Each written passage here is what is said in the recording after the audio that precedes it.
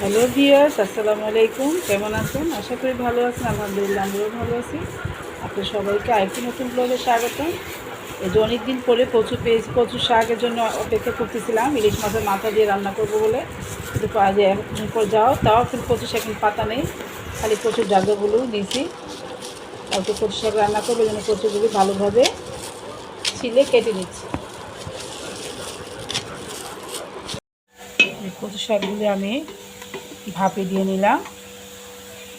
এখানে কাঁচামরিচ, পেঁয়াজ, 2-3 টুকরা রসুন দিয়ে লবণ দিয়ে এটাকে আমি সিদ্ধ করে একবারে গলিয়ে নিয়েছি। এখন এটা আমি বাগার দিব, ভাজা করব।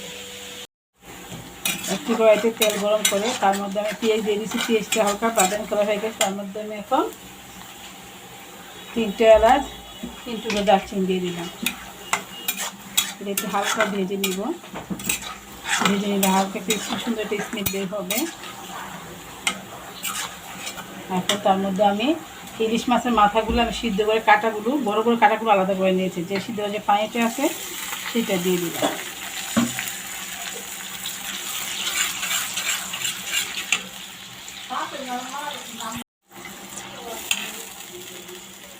এখন একে একে সব মশলা দিয়ে দিব।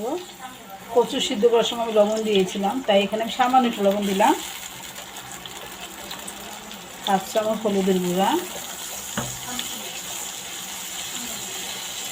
1 চামচ মরিচের গুঁড়া,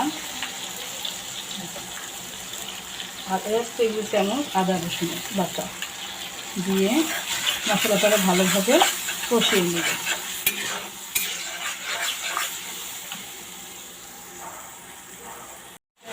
ইলিশ মাছের মাথা 2টে মাথা একটা লেগ কষিয়ে নিয়েছি, সিদ্ধ করে নিয়েছি। সিদ্ধ করে এখন এটা দিয়ে দিলাম।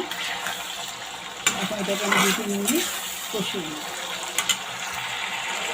ইলিশ মাছের মাথাটাকে আমি 2-3 মিনিট কষিয়ে নিয়েছি। এখন সেদ্ধ করা কচু শাকগুলো দিয়ে দিই।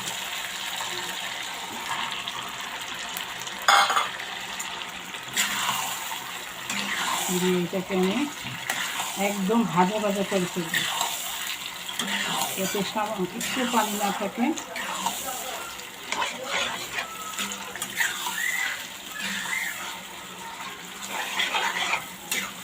আমি এটা লোহার তেলের কড়াইতে ভাজতেছি।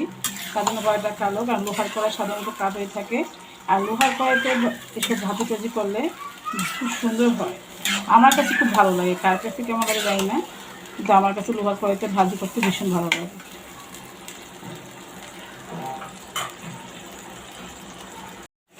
মাঝখানে আবার নিয়ে দিচ্ছি। এভাবে নাড়তে থাকতেই হবে, তার নাহলে কিছু একটা ভাজা হবে, যেন সেটা পুড়ে যাবে। আর চুলাটা মিডিয়াম আঁচে রাখতে হবে, রেখে দেওয়া নাড়তে হবে। নাড়তে একদম তেল উঠে যাবে শাকের উপরে, তখন বুঝতে হবে শাকটা হবে। একটু তেল উঠে গেলে তো আমি আরও একটু ভাজবো, তো 10-15 মিনিটের মতো।